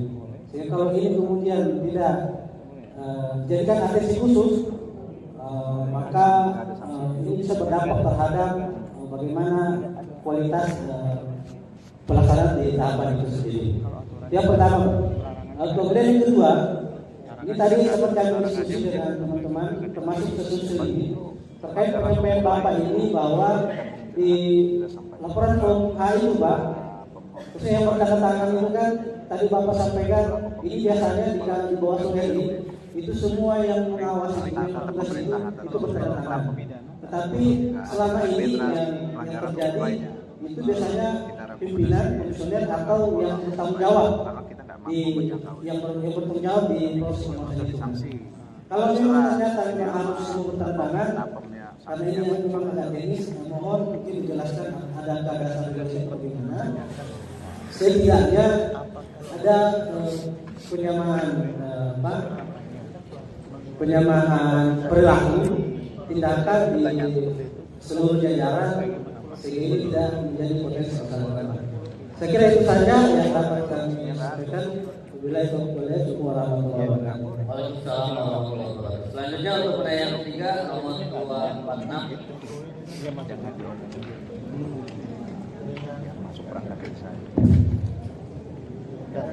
Terima kasih. Bukan masuk perangkat desa. Nama saya Harun. Saya ingin bertanya kepada Pak Heru. Harun Arkutuene dari Kota Manado, nomor 246. Oke, Pak Heru, saya ingin bertanya. Yang pertama tentang bagaimana kita nanti dalam standar pengawasan kita mengutamakan yang substansi dan tanpa menyampaikan prosedur. Ini contoh ketika kita ada silon, itu ada standar prosedur yang di KPU kita tidak bisa lewat. Karena itu juga berhubungan dengan sistem mereka dalam contohnya silon. Jadi pertanyaan yang pertama, bagaimana hal substansi contoh apa yang saya jelaskan sehingga kami tidak mengabaikan standar prosedur tadi yang juga di KPU diaturnya. Yang kedua, pertanyaan saya tentang ini bahkan ada di kawasan tertulis Forum A. Tadi dikatakan Forum A ini berguna sekali sebagai rujukan kami dalam mekanisme penanganan temuan laporan maupun mekanisme penanganan sengketa proses pemilu. Nah, bagaimana kiat-kiat Bapak dan pengalaman selama ini bagi kita semua tentang arogansi divisi? Karena seringkali 2 hari, 3 hari, 1 jam ada kadaluarsa waktu yang menyebabkan ketika itu masih tertahan di divisi pengawasan kemarin yang sekarang divisi hukum pencegahan. Mungkin dan kiat-kiat dan kedepannya nanti bagaimana dengan tema sentral kita pencegahan Forum A ini bisa lebih berfungsi digunakan, apalagi kita untuk penanganan temuan dan laporan maupun penanganan pelanggaran sengketa. Saya kira demikian 2 pertanyaan saya. Terima kasih. Baik, terima kasih Bapak untuk ketiga pertanyaan kita pada siang hari ini. Silakan bisa langsung direspon, Bang. Ya, terima kasih Bapak-bapak atas pertanyaannya. Pertama dari Aceh terkait dengan gubernur atau wali kota, dia mengkampanyekan berarti ya, atau gimana? Mengkampanyekan calon atau calon untuk nanti pilkada juga. Nah, memang pertanyaannya kurang lebih sama ya, dari beberapa sesi bintang juga. Lalu ketika kami kemarin juga melakukan sosialisasi kepada masyarakat, ada beberapa orang yang sudah mengkampanyekan dirinya sebagai calon wali kota. Karena udah banyak wali-walinya ya. Wali-walinya udah banyak calon wali kota, padahal nanti kita tidak tahu apakah akan tetap tanggal 27 November. Kalau bulan mungkin sudah pasti bulan November, apakah tetap tanggal 27 atau tidak pelaksanaan pilkadanya. Namun yang pasti adalah pertama seperti ini. Selama regulasi yang mengatur terkait dengan kampanye itu apa, itu kita tidak bisa menindak lanjuti. Mungkin Bapak Ibu sudah pernah mendengar kemarin terkait dengan deklarasi calon wapres, presiden dan wapres itu dilaporkan ke Bawaslu. Lalu juga sudah ditanggapi oleh pimpinan seperti apa. Memang selama regulasinya itu belum diatur oleh KPU, itu kita tidak bisa melakukan apa-apa, apalagi jika dia tahapannya pun belum masuk. Namun kemarin di PKPU kampanye dipertegas bahwa kampanye itu adalah ketika orang memaparkan visi, misi dan program. Nah, mau tidak mau kita tentu akan berpatokan kepada itu. Ketika dia memaparkan visi, misi, program, lalu ada nomor urutnya, itu bisa dikatakan kampanye. Namun apakah itu sudah masuk tahapan kampanye atau belum? Ketika seseorang itu belum ditetapkan sebagai peserta pemilu atau pemilihan, tentu kita tidak bisa juga melarang dia untuk mengampanyekan dirinya atau seperti apa. Lain hal lagi jika itu dilakukan oleh PNS atau ASN. Nah, mereka terikat dengan kode etik ASN. Jika memang diduga ini mereka melanggar kode etik aparatur sipil negara, tentu ini bisa ditindaklanjuti karena netralitas aparatur sipil negara ini tidak sebenarnya tidak hanya terbatas pada saat penyelenggaraan pemilu dan pemilihan saja. Namun seringkali momentum pemilu dan pemilihan ini dijadikan ajang oleh para ASN ini untuk mempercepat karir atau malah mematikan karir. Itu sebenarnya kalau kampanye. Tapi kalau misalnya tadi dikatakan gubernur, wali kota yang mengkampanyekan calon yang kita mungkin belum tahu juga apakah nanti dia jadi calon atau tidak, gitu kan. Nah, ketika misalnya nanti kapan kita bisa menindaknya atau memprosesnya, misalnya itu ketika nanti dia sudah ditetapkan sebagai calon misalnya untuk orang-orang yang di luar ASN. Tapi untuk dia misalnya kepala dinasnya, sekda, misalnya dia mengkampanyekan si ini nanti sebagai calon, apa ini sebagai calon, itu kita patut curigai dia terafiliasi entah dengan partai politik tertentu atau seperti apa. Yang pasti untuk ASN ini karena sudah masuk tahapan pemilu dan lanjut tahapan pilkada, bisa jadi fokus tersendiri di Bawaslu berkenaan dengan netralitas aparatur sipil negaranya. Jadi untuk yang ASN-nya mungkin bisa ditindak menggunakan kode etik aparatur sipil negara. Itu untuk pertanyaan yang dari Aceh. Lalu dari Luhut Utara, potensi kerawanan, mengoptimalkan kesempatan, strategi kita seperti apa, tujuan untuk meminimalisir permasalahan. Memang untuk semangat yang dibawa oleh Bapak Ibu pimpinan yang saat ini itu adalah semangat pencegahan. Makanya divisi pencegahan itu melebur kepada semua divisi, fungsi pencegahan itu melebur kepada semua divisi yang ada.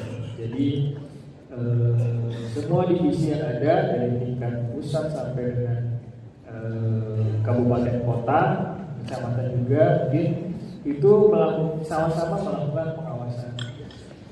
Bapak Ibu, makanya setiap divisi itu dibagi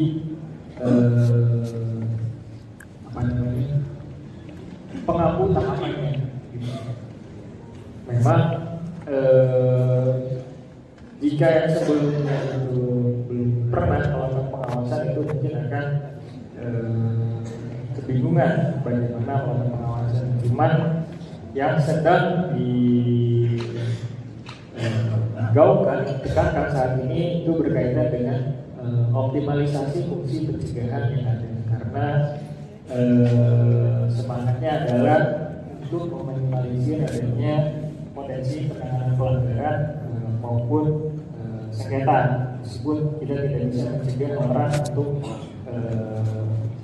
bersengketa, gitu kan? Karena sengketa kan berdasarkan permohonan, tidak bisa kita mencegah orang untuk tidak menyampaikan permohonan sengketa misalnya.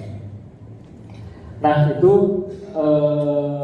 sebenarnya strategi yang di divisi P2 sendiri yang sering ditekankan adalah untuk mengoptimalkan fungsi-fungsi pencegahan. Sebenarnya yang saat ini sedang gencar dilakukan adalah sosialisasi, lalu hubungan kerjasama antar lembaga dengan stakeholder yang ada, dan peningkatan partisipasi masyarakat. Nah, lalu yang coba kita bentuk yang baru saat ini adalah dengan membentuk posko aduan masyarakat untuk setiap tahapan yang ada. Memang sifatnya ini pasif untuk posko aduan, namun untuk hal-hal yang sifatnya pencegahan itu kita berupaya aktif. Mungkin memang hanya sekedar menyampaikan surat himbauan, lalu melakukan audiensi, melakukan kerjasama, namun itu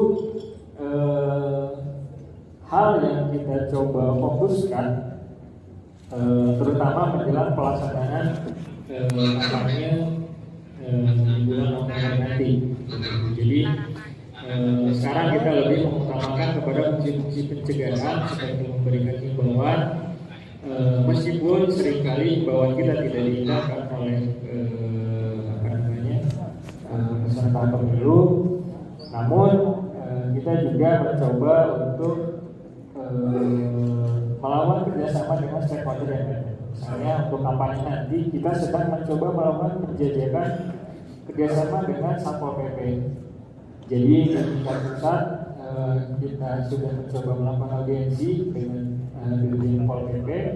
Begitupun nanti di tingkat kabupaten kota, karena nanti pada saat pelaksanaan kampanye tentu tidak terlepas dari adanya gangguan ketertiban umum, apalagi kalau dia kampanye rapat umum yang terbuka, yang biasanya ada panggung. Jadi ditanya strategi apa yang bisa strategi ada petunjuk apa untuk meminimalisir permasalahan pada tahapan kampanye.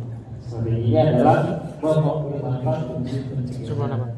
Kalau misalnya Bapak Ibu di divisi penanganan pelanggaran sudah melakukan identifikasi kemungkinan apa saja atau potensi pelanggaran apa saja yang bisa terjadi pada saat pelaksanaan kampanye, itu bisa Dilema dia tuh, Bang, ya? diantisipasi dengan yang memberikan himbauan atau melakukan kerjasama dengan stakeholder terutama yang berkaitan langsung dengan Karena ini jadi proses rekrutan RT RW itu pemilihan lalu terkait dengan penandatanganan. salah satu syaratnya itu kan Jadi bebas memang dari partai politik. kalau sebelumnya Memang Bapak ada, Ibu Bang. pernah di bawah Di sebelumnya, itu pernah yang desa itu. POMA online. Jadi mengisi POMA itu lewat aplikasi. perangkat desa. Itu sudah otomatis bukan perangkat desa, nomornya di keluar, DS. lalu hasil pengawasan yang juga diisi di sana bisa juga diupload POMA hasil pengawasannya. Nah berkaitan Kenapa dengan emang ada laporan? Sebab dia itu kan masuk ke lembaga masyarakat desa. LKD.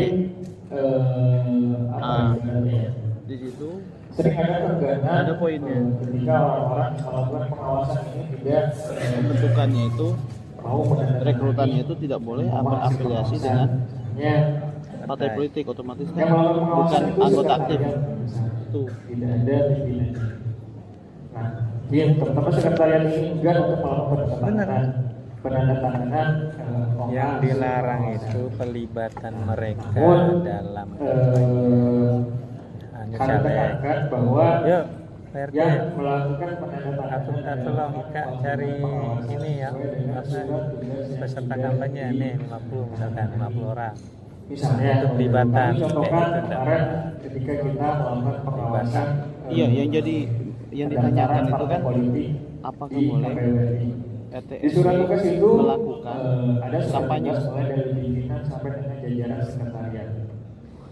Mulai dari pimpinan, sekjen, deputi, kepala biro. Ada yang di kemudian Pangkal Pinang itu, Bang. Ikatan Di Staff. Pangkal Pinang RT RW aktif. Namun pada saat Dia pelaksanaan caleg. pengawasan, Caleg. yang bisa melakukan pengawasan itu caleg. bukan staff. Ya Itu boleh dari dong, berarti dia kan 3 dia orang caleg. yang melakukan pengawasan. Nah, siapa yang menandatangani POMA hasil pengawasan? Ya kami yang melakukan pengawasan. Karena kami yang secara langsung mengamati, mengkaji Dia belum apa yang terjadi dia belum pada belum saat kami melakukan belum pengawasan. apa namanya belum Lalu resign kami belum juga keluar mengeluarkan hasil masih pengawasan RT RW aktif. pada POMA hasil pengawasan. Maka kami harus bertanggung jawab terhadap apa yang Jadi, kami lihat, dilema kami juga tuh. rasakan, kami amati dan kami tuangkan dengan POMA hasil Kalau pengawasan. tapi kalau di RT RW Lalu aktif, apakah itu tidak dia menyalahgunakan?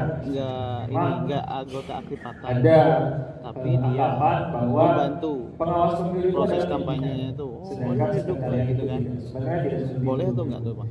Baik itu sekretariat Kalau secara maupun aturan pengawas tadi itu. maupun Kalau secara pimpinan aturan semua memang adalah boleh. Boleh. Apalagi ketika sekretariatnya, etikanya. jajaran sekretariatnya itu sudah diberi mandat tugas berdasarkan surat tugas yang sudah ditandatangani. Jadi siapa yang melakukan pengawasan, dia yang menandatangani POMA hasil pengawasan seperti itu. Tadi saya contohkan surat tugas yang keluar ketika kami melakukan pengawasan pendaftaran parpol di tingkat KPU. Itu surat tugasnya dari pimpinan sampai dengan staf. Namun pada saat pelaksanaan pengawasan itu yang hadir hanya kami saja, staf 3 orang.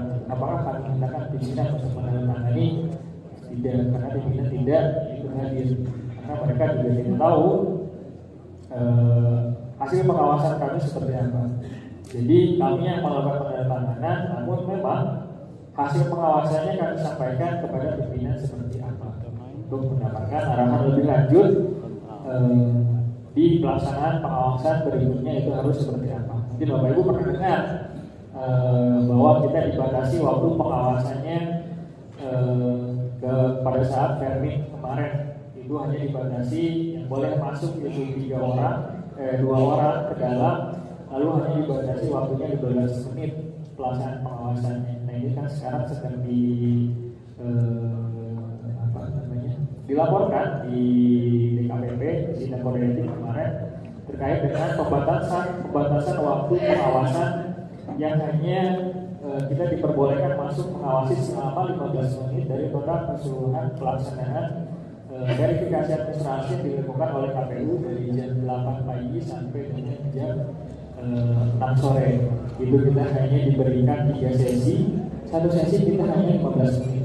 Ketika sudah 15 menit, sudah kita disuruh keluar.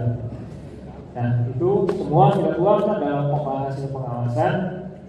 dan itu kita sampaikan kepada pimpinan kita yang turun langsung melakukan pengawasan yang menandatanganinya. Nah, itu juga yang kemarin dilakukan yang dijadikan dasar pada saat menyampaikan aduan pelanggaran kode etik yang dilakukan oleh KPU kepada DKPP. Lalu yang terakhir di Manado standar pengawasan utama substansi itu seperti apa? Nah, izin Bapak saya mencontohkan dalam tahap penyusunan daftar pemilih kemarin. Kalau sesuai prosedur tentu itu ada di Indonesia KPU. Misalnya pada tahapan coklit itu Pak Tari melakukan apa saja? Itu kita mengawasi prosedur proses pencekapan penelitian dilakukan oleh petugas coklit. Misalnya apakah dia melakukan coklit langsung atau dia mendelegasikan coklitnya atau dia tidak yang ada yang dari ketika ngomong. Sederhananya seperti itu contohnya. Itu sama pemulangan data. Prosedurnya. Lalu substansinya apa ya? Itu adalah terkait dengan akurasi, validasi data coklitnya. Jangan Jadi ada untuk jeda berkaitan dengan prosedur, kalau mau ada jeda diam aja. kami sangat meyakini teman-teman KPU, jajaran KPU dari kabupaten kota sampai kecamatan sampai desa itu sangat mematuhi prosedurnya. Bahkan ketika kita minta, kita kemarin kita turun kita katakan boleh tidak kita memberikan contoh hasil coklitnya satu sebelum. Nah, mereka sampaikan bahwa arahan pimpinan KPU kita tidak boleh menyampaikan hasil pengawasan coklit kepada pengawas. Mereka itu sangat patuh. Gitu. Namun kita mau tahu apakah data akurasi pemilih di coklit itu sesuai dengan faktanya yang ada. Karena memang kan kalau Bapak Ibu tahu proses pemutahiran data pemilih kemarin itu semangatnya adalah semangat perbaikan administrasi kependudukan. Gitu. Jadi ketika ada data pemilih yang dia sudah meninggal dunia, tapi dia tidak bisa menunjukkan atau keluarganya tidak bisa menunjukkan surat keterangan kematian atau akta kematian, itu tidak dicoret dalam data pemilih. Gitu. Kalau Bapak Ibu coba melakukan pencermatan terhadap DPT sudah ditetapkan di daerahnya masing-masing, itu kan Bapak Ibu diberikan salinan DPT oleh KPU Kabupaten Kota. Coba Bapak Ibu cermatin, iseng-iseng aja cermatin. Itu kemarin ketika kita melakukan pencermatan bahwa di DPT-nya itu ditemukan nama di sebelahnya itu dalam kurung ALM. Nah ini kami asumsikan di pusat bahwa ini pemilih yang meninggal dunia tetap dicantumkan dalam DPT, diberi tanda oleh KPU, dan kemungkinan orang ini keluarganya tidak dapat menunjukkan surat keterangan atau akta kematian. Nah hari itu kemarin kita mintakan kepada teman-teman di kabupaten kota untuk melakukan konfirmasi apakah betul orang-orang ini sudah meninggal dunia dan dia tidak dapat menunjukkan akta kematian. Ternyata memang seperti itu. Jadi dia selama tidak bisa menunjukkan akta kematian itu akan tetap masuk dalam DPT. Namun klaim KPU pada saat penetapan DPT pada tanggal 2 Juli kemarin semua dananya sudah bersih dari dana pemilih yang tidak memenuhi syarat data pemilih yang TPS. Padahal kami sampaikan bahwa orang-orang yang sudah terdaftar dalam DPT ini sampai dengan hari pemungutan suara nanti tidak ada yang tahu apakah mereka akan tetap hidup misalnya sampai dengan hari pemungutan suara atau meninggal dunia atau berubah alih status jadi TNI Polri atau berubah atau alih status tiba-tiba dipecat dari TNI Polri menjadi sipil. Itu kan mereka dapat hak pilih lagi. Nah, ketika kami sampaikan kemungkinan atau potensi-potensi seperti itu, Bu Bedi hanya menyampaikan bahwa nanti KPU akan menyusun petunjuk teknis dan keputusan teknis lebih lanjut terkait dengan pemilih-pemilih yang mungkin berubah status dari TNS menjadi TNS atau dari TNS menjadi TNS pasca penetapan DPT. Jadi hal-hal yang sifatnya substantif tadi yang kami tekankan adalah hal-hal yang berkenaan dengan validitas data misalnya untuk DPT atau untuk pencalonan misalnya. Kemarin kan kita hanya, ini saya sedikit cerita Bapak Ibu izin. Pada saat hari terakhir pendaftaran calon anggota legislatif di KPU, itu kami menemukan bahwa beberapa partai politik dia hanya mengupload kertas kosong. Jadi silon ini dia tidak bisa mendeteksi kebenaran dokumen yang diupload. Jadi ketika kertas kosong yang diupload, ya sudah, gitu. Apakah ini sesuai dengan prosedur? Sesuai dengan prosedur. Tapi secara substantif itu tidak sesuai karena yang diupload adalah kertas kosong. Begitupun dengan ijazah kemarin kami lihat. Ada ijazah dia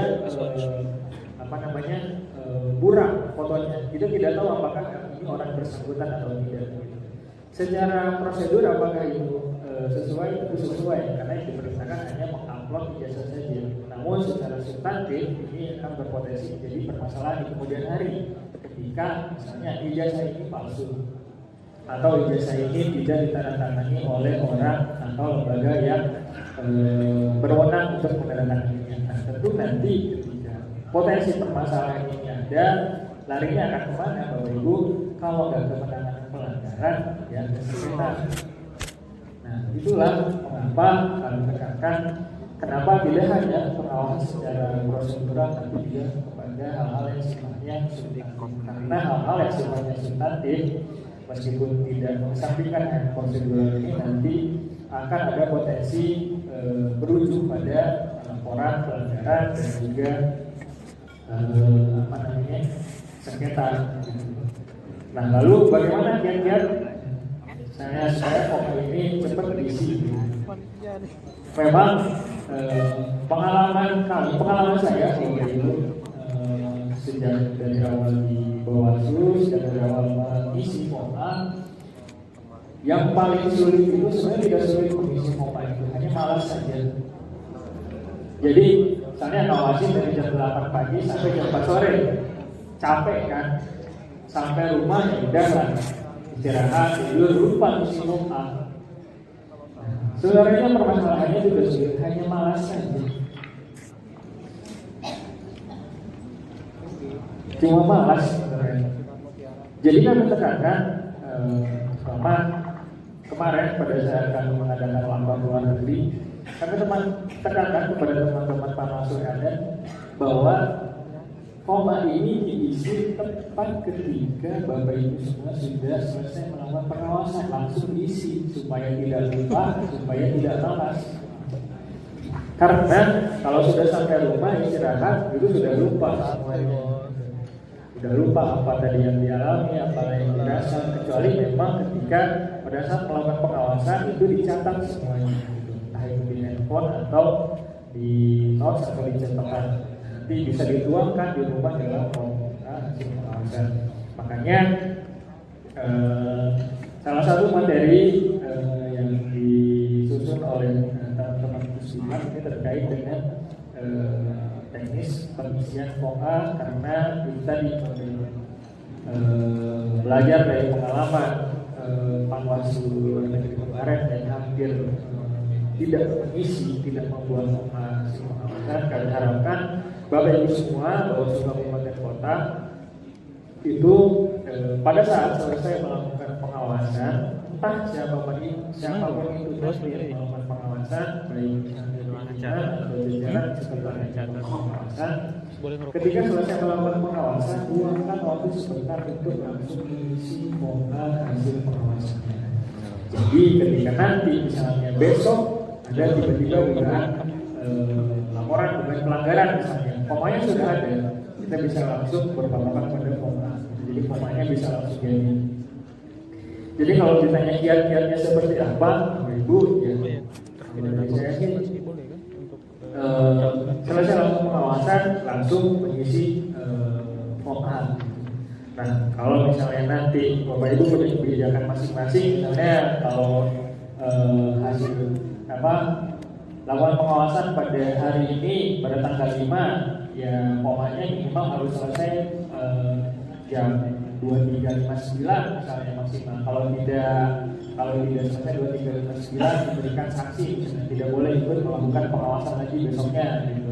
Nah itu terserah bagaimana, asalkan bagaimana caranya kita tidak malas mengisi form A ini. Kita yang melakukan pengawasan itu tidak malas mengisi form A ini, karena sekali lagi form A ini sangat krusial Bapak Ibu. Kalau Bapak Ibu pernah di Bawaslu sebelumnya dan pernah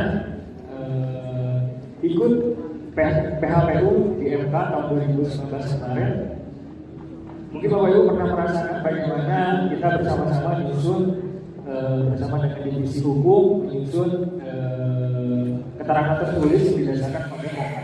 Kita sampaikan, bahkan Bapak Ibu ada juga kabupaten kotanya yang membuat form A itu di Jakarta. Jadi besok PHPU misalnya tanggal 7, nah mereka sudah ke Jakarta itu dari tanggal 4 tanggal 5. Nah, konsultasi, alasannya konsultasi, tapi ternyata ketika di RI dari Jakarta itu minta bantuan kepada kami bagaimana menyusun form A. Jadi form A itu belum catatannya sudah ada. Mereka bilang catatan sudah ada, tapi belum dituangkan dalam form A. Itulah kenapa makanya saya tekankan kembali untuk form A ini jangan sampai lupa, jangan sampai tidak dibuat setelah melakukan pengawasan. Karena ya nanti akan sangat krusial. Jangan sampai juga karena form A ini Bapak Ibu semua nanti dapat masalah. Itu sih Bapak Ibu pesan saya terkait dengan form A ini. Meskipun Bapak Ibu mengampu divisi yang berbeda, mengampu tahapan yang berbeda, tapi kita masih sama-sama satu Bawaslu, kita masih sama-sama satu keluarga Bawaslu Indonesia. Tidak ada salahnya untuk saling mengingatkan rekan-rekannya antar divisi, antar pengampu tahapan, karena fungsi pengawasan ini semua sudah melebur kepada semua divisi dan divisi hingga memampu menjadi pengampu untuk tahapan-tahapan. Jadi tidak ada lagi istilahnya ya form A ini tanggung jawab divisi pengawasan atau seperti apa, karena sudah tidak ada lagi divisi pengawasan, semuanya melakukan pengawasan. Jadi semuanya kami harapkan dapat mengisi form A hasil pengawasan. Malah di tingkat pusat pun teman-teman dari Biro Keuangan beberapa kali berdiskusi dengan kami di Biro Pengawasan itu terkait bagaimana sih cara melakukan pengawasan, lalu bagaimana cara mengisi form A. Karena mereka juga ada kekhawatiran ketika hari pemungutan suara nanti kami semua di Bawaslu RI disebar ke semua kabupaten kota untuk melakukan pengawasan pemungutan suara. Tentu saja mereka yang ada di lintas divisi, lintas biro, lintas bagian, keuangan, perencanaan, semuanya pusing juga itu melakukan pengawasan pada saat hari pemungutan suara dan menuangkan hasil pengawasannya dalam format hasil pengawasan. Mungkin itu Bapak Ibu. Kasih gimana Mas? Sudah lanjut? Apa cukup?